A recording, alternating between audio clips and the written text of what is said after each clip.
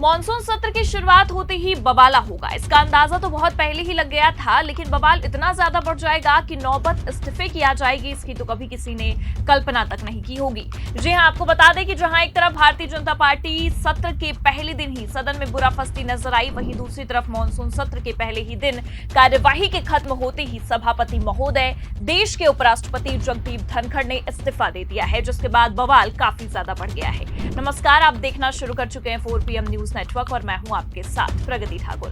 दरअसल आपको बता दें कि उपराष्ट्रपति धनखड़ ने अपना इस्तीफा राष्ट्रपति को ये कहकर सौंपा है कि उनका स्वास्थ्य ठीक नहीं है, लेकिन अब जो इस्तीफे की बात की जा रही है, मामला ठीक उसके अलग नजर आ रहा है, क्योंकि मोदी सरकार के खास होने के बाद भी सरकार की ओर से अब तक इस मामले पर कोई प्रतिक्रियाएं सामने नहीं आई हैं। लेकिन विपक्ष ने इस मामले पर खूब सवाल दागे हैं, जिसने माहौल को काफी ज्यादा गर्मा दिया है। खबर देखिए आप, जागरण की इसमें लिखा है, कल 1 से 4:30 बजे के बीच कुछ बड़ा हुआ, धनखड़ के इस्तीफे पर कांग्रेस का दावा, नड्डा रिजिजू का लिया गया नाम। तो दरअसल आपको बता दें कि मॉनसून सत्र के पहले ही दिन पहले राज्यसभा में सभापति महोदय ने कार्यवाही करवाई और उसके तुरंत बाद रात को इस्तीफा दे दिया, जिसने कई सारे सवाल खड़े कर दिए हैं। और बस इसी मामले को देखते हुए विपक्ष ये साफ कह रहा है कि इस इस्तीफे के पीछे दाल में कुछ काला नहीं, बल्कि पूरी की पूरी दाल ही काली है। कांग्रेस नेता जयराम रमेश ने भी अपने एक्स सोशल मीडिया हैंडल पर पोस्ट में इस मामले पर लिखा है और इस इस्तीफे पर संशय भी जाहिर किया है। उन्होंने लिखा है, कल दोपहर 12:30 बजे जगदीप धनखड़ ने राज्यसभा की कार्य मंत्रणा समिति यानी कि BAC की अध्यक्षता की। इस बैठक में सदन के नेता JP नड्डा और संसदीय कार्य मंत्री किरेन रिजिजू समेत ज्यादातर सदस्य मौजूद थे। थोड़ी ही देर की चर्चा के बाद तय हुआ कि समिति की अगली बैठक शाम 4:30 बजे फिर से होगी। शाम 4:30 बजे धनखड़ जी की अध्यक्षता में समिति के सदस्य दोबारा बैठक के लिए इकट्ठा हुए।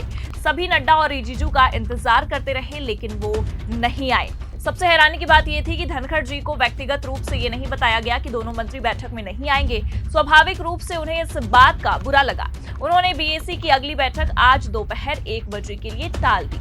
इससे साफ है कि कल दोपहर 1 बजे से लेकर शाम 4:30 बजे के बीच जरूर कुछ गंभीर बात हुई है, जिसकी वजह से JP नड्डा और किरेन रिजिजू ने जानबूझकर शाम की बैठक में हिस्सा नहीं लिया।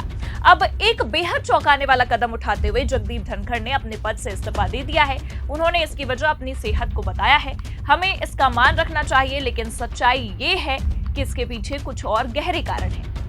धनखड़ ने हमेशा 2014 के बाद के भारत की तारीफ की, लेकिन साथ ही किसानों के हितों के लिए खुलकर आवाज उठाई। उन्होंने सार्वजनिक जीवन में बढ़ते अहंकार की आलोचना की और न्यायपालिका की जवाबदेही और संयम की जरूरत पर भी जोर दिया। मौजूदा G2 सरकार के दौरान भी उन्होंने जहां तक संभव हो सका विपक्ष को जगह देने की कोशिश की।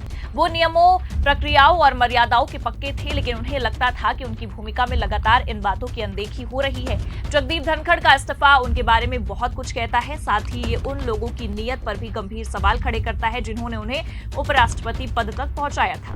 तो मतलब अगर कायदे से देखा जाए तो इस एक ट्वीट में कांग्रेस नेता जयराम रमेश ने यह साफ कर दिया कि इस्तीफे का कारण जिन चीजों को दिखाया जा रहा है वैसा कुछ है ही नहीं। यह मामला बेहद ही अलग है, जो कई सारे सवालों को जन्म देता है, क्योंकि कांग्रेस ने कल 1 बजे से लेकर 4:30 बजे के बीच कुछ बड़ा हुआ है इस पर जोर डालते हुए कहीं न कहीं किरेन रिजिजू और JP नड्डा को भी निशाने पर लिया है, जो अपने आप में बड़ी बात है। हालांकि आपको बता दें कि इसके पीछे का असली कारण क्या है, इस पर अभी भी सवाल है।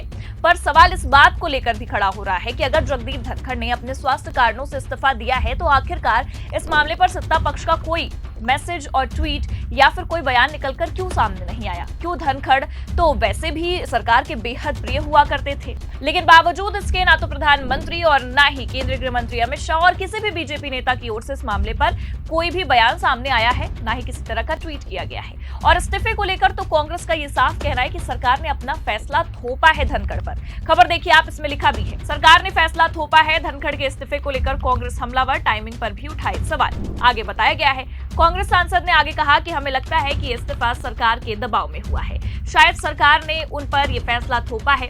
ये देश और इसके लोकतांत्रिक मूल्यों के लिए ठीक नहीं है। मुझे लगता है कि भारत के इतिहास में ये पहली बार हुआ है कि किसी उपराष्ट्रपति ने खुद इस्तीफा दिया हो। सरकार हर हाल में अपनी मनमानी करना चाहती है और ये बात सबके सामने। हालांकि इस तरह से विपक्ष जो सवाल उठा रहा है उसके पीछे भी कारण यही है कि सुबह हो रही कार्यवाही में सभापति महोदय जगदीप धनखड़ शामिल होते हैं, मीटिंग भी बुलाते हैं, बातचीत होती है और शाम में अचानक से स्वास्थ्य कारणों का हवाला देकर इस्तीफा दे देते हैं। जो समझ पाना काफी मुश्किल है। दरअसल आपको बता दें कि उपराष्ट्रपति जगदीप धनखड़ ने अपने इस्तीफे में साफ लिखा है कि मैं स्वास्थ्य कारणों और डॉक्टरी सलाह के चलते भारत के उपराष्ट्रपति पद से तुरंत प्रभाव से इस्तीफा दे रहा हूं। उन्होंने राष्ट्रपति को अपने पत्र में उनका साथ और समर्थन देने के लिए शुक्रिया अदा किया। इसके साथ ही उन्होंने प्रधानमंत्री नरेंद्र मोदी और उनकी मंत्रिपरिषद का भी आभार जताया। धनखड़ ने अपने इस्तीफे में ये साफ कहा है कि प्रधानमंत्री का सहयोग और समर्थन मेरे लिए बहुत कीमती रहा। मैंने इन पदों पर रहते हुए बहुत कुछ सीखा है। सांसदों का प्यार, भरोसा और सम्मान मेरे लिए हमेशा यादगार रहेगा। उन्होंने भारत की वैश्विक तरक्की और आर्थिक विकास की तारीफ करते हुए कहा है कि इस दौर में देश की सेवा करना उनके लिए सम्मान की बात रही। हालांकि देख सकते हैं कि इस्तीफे में धनखड़ ने प्रधानमंत्री मोदी और राष्ट्रपति का भी जिक्र किया है, लेकिन उनके इस्तीफे की बात सामने आने के बाद भी प्रधानमंत्री मोदी की तरफ से कोई भी बयान सामने नहीं आया है। लेकिन फिलहाल जितना चौंकाने वाला मामला जगदीप धनखड़ के इस्तीफे को देना है, उतना ही चौंकाने वाला मामला ये है कि इस इस्तीफे के बाद उपराष्ट्रपति जैसे संवैधानिक पद के लिए नीतीश कुमार के नाम की चर्चाएं जोरों शोरों से गलियारों में चल रही है। जी हां, सुनकर चौंकिए मत, ये बिल्कुल सच है। राजनीतिक गलियारों में नीतीश कुमार का नाम चल रहा है कि आने वाले समय में वो उपराष्ट्रपति हो सकते हैं। खबर भी देखिए आप, इसमें लिखा भी है। जगदीप धनखड़ के इस्तीफे के बाद नीतीश कुमार के नाम पर चर्चा हुई तेज। बीजेपी बोली उपराष्ट्रपति बनाया जाए। आगे लिखा है, देश के उपराष्ट्रपति जगदीप धनखड़ के इस्तीफे के साथ ही नए उपराष्ट्रपति के नाम को लेकर अटकलें शुरू हो गई हैं। वहीं बिहार के मुख्यमंत्री नीतीश कुमार के नाम की मांग उठने लगी है। अहम बात यह है कि ये मांग जेडीयू ने नहीं बल्कि जेडीयू की सहयोगी पार्टी भारतीय जनता पार्टी ने उठाई है। तो दरअसल आपको बता दें कि बिहार में एसआईआर प्रणाली को लेकर काफी बवाल मचा है। इसको लेकर मॉनसून सत्र के पहले दिन भी हंगामा हुआ और दूसरे दिन भी विरोध प्रदर्शन जारी है। मंगलवार को भी यही हाल देखने को मिल रहा है। लेकिन इसी हंगामे के बीच खबर यह है कि विपक्ष के इस विरोध के बीच भाजपा विधायक हरिभूषण ठाकुर बछौल ने यहां मौजूद मीडिया कर्मियों से बातचीत की है और साफ कह दिया है कि अब जबकि देश के उपराष्ट्रपति जगदीप धनखड़ ने स्वास्थ्य कारणों का हवाला देते हुए अपने पद से इस्तीफा दे ही दिया है, ऐसे में केंद्र सरकार को पहल करते हुए बिहार के मुख्यमंत्री नीतीश कुमार को उपराष्ट्रपति पद पर नियुक्त करना चाहिए। बछौल ने कहा है कि नीतीश कुमार पिछले 20 वर्षों से बिहार की सेवा कर रहे हैं। उनके पास राजनीति का लंबा अनुभव भी है। यदि उन्हें देश का उपराष्ट्रपति बनाया जाता है तो वे संसदीय परंपराओं का निर्वहन सर्वोत्तम तरीके से करेंगे तथा देश भर के सांसद भी उनके अनुभव का लाभ उठा सकेंगे। तो फिलहाल अब अटकलें तो कई चीजों को लेकर तेज हो गई हैं। कहा यह भी जा रहा है कि अगले उपराष्ट्रपति नीतीश कुमार बन सकते हैं, लेकिन फिलहाल अगला राष्ट्रपति कौन बनेगा, कौन होगा, ये एक अलग मुद्दा है। मुद्दा अभी सिर्फ इतना है कि आखिर अचानक से क्यों उपराष्ट्रपति ने इस्तीफा दिया। क्या सच में वो बीमार है या इस मामले में पूरी ही दाल काली है?